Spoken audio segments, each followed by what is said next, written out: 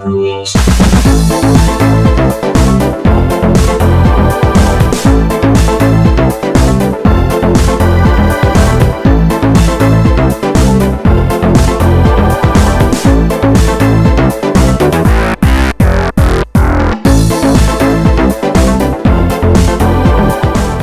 Hello there, good afternoon, good morning, good evening, wherever you are in the world. Welcome. Glad to have you here for our 2020 class on SAVE.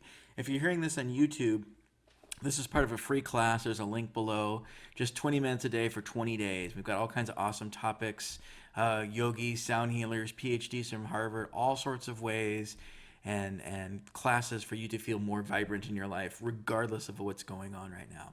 So this class, we're going to talk about saving, taking care of your financial self and your finances for your family and your loved ones. Let's get into it. So a lot of times when we bring up money and savings, people get anxious and tight and nervous. I know I can at times. Take a breath. It's going to be okay. We've got some ideas and some things here from other experts that I think might help you move along this path. And even if you're up to your eyeballs in debt and made some bad decisions and wish you could have taken things away, you know what? Forgive yourself. What you can do is something here going forward and make a better difference for your family, for yourself, for everything. So what we're going to walk through today are some statistics about money. So really help you know that you're not alone. We're going to talk briefly about the time value of money and why it's important to save right now. We've got two expert advices here. We'll get through those and a tiny bit of homework. Let's get into that. So some staggering statistics here, and these numbers are a little bit scary, but also as a reminder, you're not alone, and there's a lot of people in the same boat as you are. I think a lot of times when we're in hardships or struggling through things, we think we're alone, and when we know there's others with us, that sense of connectiveness, even if it's about something that rough we're going through, we all feel a little bit better. So breathe a little sigh of relief, but also let's look at these staggering numbers and the effect they have on our country, our environment, our culture. So the first number, 466 billion. That is the monthly run rate or the debt from all the credit cards in the United States alone every month that aren't paid off. 466 billion. The next number is Lady Liberty there is 13.2 trillion with a T. That is the total debt load of the U.S. in 2018. It's a higher number today in 2020 when we recorded this. So that includes credit card debt, school loan debt, mortgage debt, personal loans. This is just personal debt, not corporate debt. $13.2 trillion. And last but not least, our little red house here, $7,100 is the average household credit card debt in the U.S. So an average household, family or whatever household is for you, is $7,100. Now that's the average. That means if you have no debt, that means someone's got $14,000 to balance that out. Those are staggering statistics.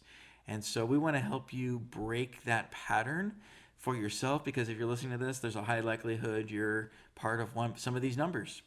And we'd rather have these numbers be numbers that are in your bank accounts so you can do the things you want to with them in your life and give back and be even more productive and successful. So let's talk about how we can get you there. But first, let's talk about the time value of money. If you haven't heard this before, it can be really sobering and help us realize why it's so important to save. So I want to talk about the time value of money. Just a really simple chart here. If you put away $100 a month for 50 years at 7% interest, you'd be at well over $500,000. Now, 7% interest is a low number when the markets are doing really well. It's a high number when they're struggling. It's a pretty conservative figure. Most investment firms and strategies will give you closer to 10 or 15% safely over that time. But that aside, we want to look at this in a little more detail and just the relationship of those color bars. So the blue bar is the interest you earn. So by putting your money in this investment, your money just earns. You're not working for it. Your money's working for you. So notice, at 10 years, you've put in substantial amount at $100 a month. You've put in about $12,000, and you gain roughly around $5,700 back, which is nice. But look what starts to happen at year 20. You're doubling your money. right? The green is what you put in, the blue is what you're taking out, so you more than doubled it. And then look at 30 years, and then look at that ramp up to 50. So the blue is the money that's just the interest you're earning. The green's what you actually put in. So you can almost draw like a linear, a straight line for the green, the middle of that, right? From 10, 20, 30, 40, 50. And then this is absolutely a exponential line. So it has a curve to it.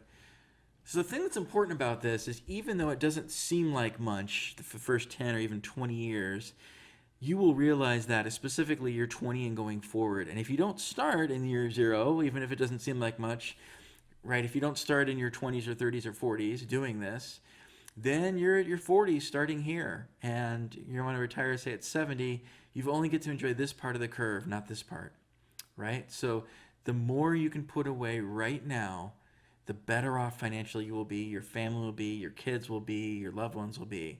All right, so it's incredibly important to realize that, especially at year 20 plus, as interest compounds and you earn interest on interest, that's what really makes this happen.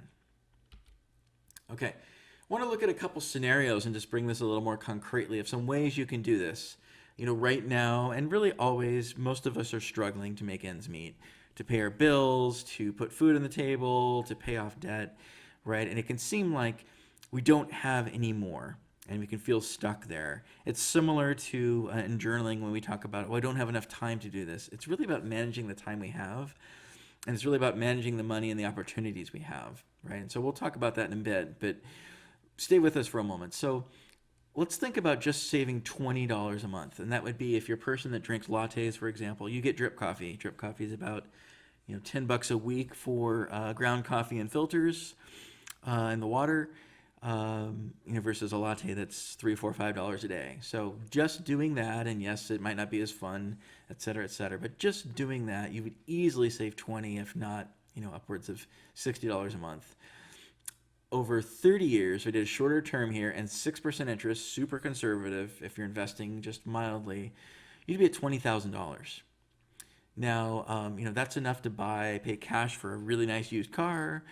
There's a lot you could probably do with 20K, right? If you could look in the past and maybe just putting $20 a month, which just about all of us can find a way to do that. That's what that leads to. Pretty interesting. Think about $100 a month. Let's step this up. You could probably move to a less expensive phone plan, or change your cable bill, or do something in your life to adjust, a short part-time job delivering food. I mean, there's a way most of us can get to $100 a month of additional money we can put aside. That's a pretty significant number after 30 years, right? That gets us to $100,000. That's a great down payment on a house. That's a college education. That's a lot of things. $100,000, really close to it, 97.5, is a significant number. All right, public transportation and $400 a month. Now, $400 seems like a stretch, but let's talk about what that gains you in 30 years, and maybe it'll be more of interest. So you put in that $400 a month for 30 years. Say you eat out less, or take public transportation some, or get a less expensive car. Maybe you have a $600 a month car payment all in, and you pursue something that's more like $150, $200, and yes, you're embarrassed and no, it's not as cool, and et cetera, et cetera. Wouldn't it be nice if we're comfortable all the time? Just think of that, and coming out of it 30 years from now with $400,000 in your bank, right? Think how good that will feel versus having zero or nowhere near that number. And the last but not least is $1,000 a month. Now that number seems large, but if you remember before, at the debt load in the U.S., a lot of people are already paying that a month in debt. So what if you could pay your debt down and get rid of that and behave well so we don't accrue more debt, and you're putting that aside for yourself, and you're paying yourself instead of a bank, right? And you're paying your family instead of a bank. In 30 years, you have $1 million. You'd be a millionaire. Anybody want to be a millionaire or have $1 million more? That's probably just about all of us. There's a way you can take action and make this happen. So 2 sets of expert advice we're going to share with you, Dave Ramsey and Suze Orman. I am not associated with either of them. I don't represent them. I'm not selling anything they have to sell. I've just read their stuff. Very impressed with what they have to offer, and I'm sharing it. I'll share links below. They're not affiliate links or anything like that. These are just folks that have really good programs that are evidence-based, which is what we love here at Rad Dad Rules, and science-backed, and have produced great results. So that's why we're walking you through these two. There's lots of other great advice out there. Really recommend you find someone with a following that's got people that have used their program and have results, because there are also people out there that aren't as don't have as high ethics as Dave and Suze do. So Dave and Suze, thanks for what you do, and if you're listening, really appreciate it. But as you know, I'm not affiliated with you. I'm just sharing the good news. So Dave's got kind of 7 baby steps here, and I've been through this myself. He has something called Financial Peace University. It seems daunting at first until you start doing it, and I promise you this gets addictive in a really healthy way. And you'll be surprised at 3-5 years coming out of it where you can be. I mean, personally, I've been over $100,000 in debt. I'm not proud of that. Luckily, I make a good income, but even with that, that is a big debt load. And it's just due to some dumb mistakes and things I'm not real proud of, but I think we've all done that. And so let's just be real with each other. There's a way out of this, and you don't have to stay stuck in that mode that you have to be that way forever and living out that mistake the rest of your life. So the first thing Dave has you do is make a $1,000 emergency fund. And when you're strapped and trying to make ends meet, this seems impossible. I promise you, for 90+% of you listening, it's absolutely possible in 60 days. And he'll talk through details about how you can do that in his courses, but really quick in a nutshell, or if you want to read his book, it's free in the library. Here's what you do. You probably have things that you don't use. Most of us, at least in the U.S., have shoes, clothes, toys, products, things we don't use. Sell them on eBay, sell them in a garage sale, sell them somehow. That's going to generate some cash. If you're still short at that point from the 1,000, get a part-time job and do a favor, do an errand. Yes, you're going to have to drop your pride. Maybe you're delivering pizzas for a few weeks. I mean, whatever it takes to get that 1,000, get that 1,000 emergency fund. That's important for things like the dishwasher fails, your heater fails in the winter, things like that, so you don't need to go into debt. It's a short-term, small emergency fund that'll buy you a lot of financial peace. So you'll also feel really proud of yourself, and it's something you can do in the next 60 days or maybe even 30 days or maybe the next week. So get that going. If you already have an emergency fund, put another 1,000 in it. The next thing is the debt snowball, and I recommend really checking out any of Dave's classes, his books. He's got a radio show. He'll tell you all the details, but in a nutshell, you look at all of your credit card debt, and kind of 2 ways you can do this. If you have ones that have small balances, get those paid off first. And so you say you've got a small balance card that you're paying $30 a month on. When you're done with that, you apply that 30 to your next smaller balance card and get that paid off. When you're done with that, you say that was 30 and the next one, now you're doing 130 a month and you've paid that one off. Then you apply that 130 to the next card. So it's a snowball. So you keep applying the number that you were paying for debt to more quickly pay off your debt. You can also do this in a way that you pay off your higher interest cards first. I did the one where I went after the smaller accounts because I enjoyed feeling that inertia and momentum, and I got excited about it, and it got me really addicted to paying off debt. The next thing I'll do is get 3 to 6 months expenses and savings. Like, oh my gosh, there's no way I can do that. You know what? You're already paying $200, $300, $400, $500, $1,000 in debt every month. Just keep doing that, and you're starting to pay yourself. So you'll have 3 to 6 months in savings, and savings is different than investing. You want to invest at least 15%. So pay yourself first in an IRA or 401k. After that, look at your college fund for your kids. You know, you've got to take care of yourself. You do need to take care of your kids, but they're capable of doing jobs, doing other things to create their own funds for college as well. So get your own house in order before you do that. After that, yes, really, you can pay your home off early and then really enjoy building wealth and giving back. So those are Dave's 7 steps. He'll go through them in much more detail. He's got great courses out there. I've been through it personally. It's been beneficial. I know many more that have as well. So recommend those. Expert advice number 2, Suze Orman. Susie's also phenomenal. These are some of the main things she goes over, and you'll see some overlap with Dave. Again, I'm not associated with her in any way, shape, or form other than reading her books, using her practices, and enjoying the results.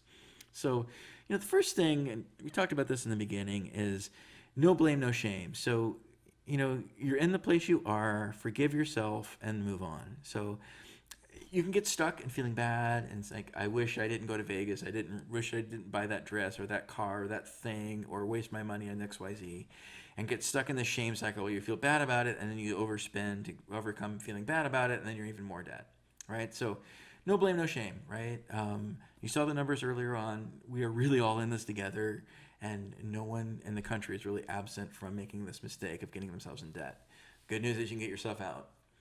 The second part of that is, with that no blame, no shame, is take a snapshot. Really look at all of your accounts and get a good sense of what your interest rates are and what your payoffs are and what your monthly budget is. I mean, really get clear on what there is. Again, you're just doing fact finding here. No blame, no shame. You don't need to feel bad about it. Just find out what that is.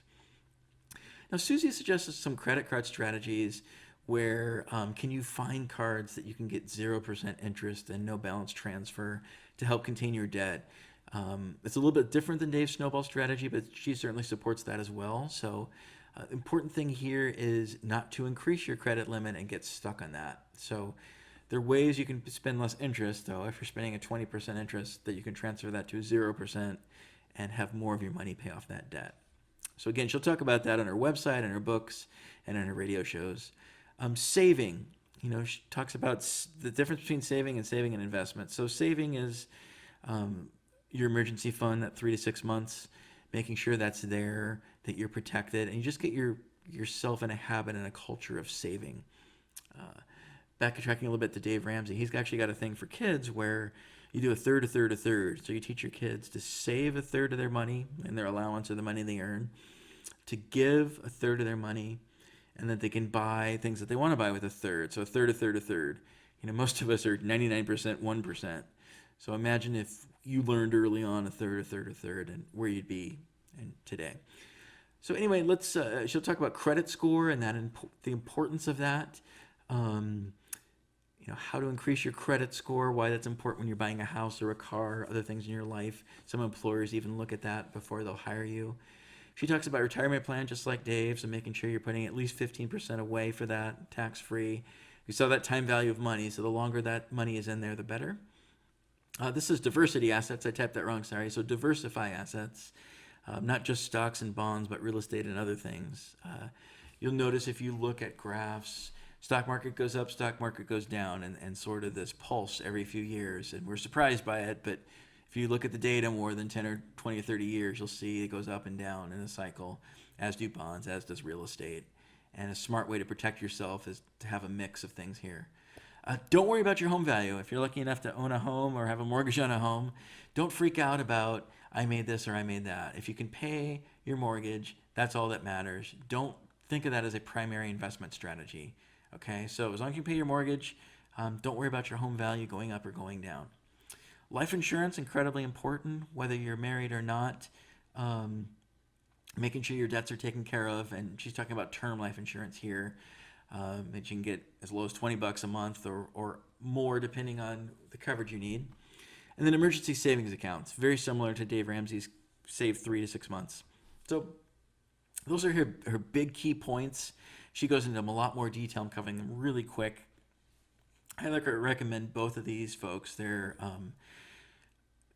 really useful, very practical, really well-versed. Their programs work, and it's not about shaming you for you're a bad person for running up debt. It's about how to get yourself out of it. Okay, so your homework.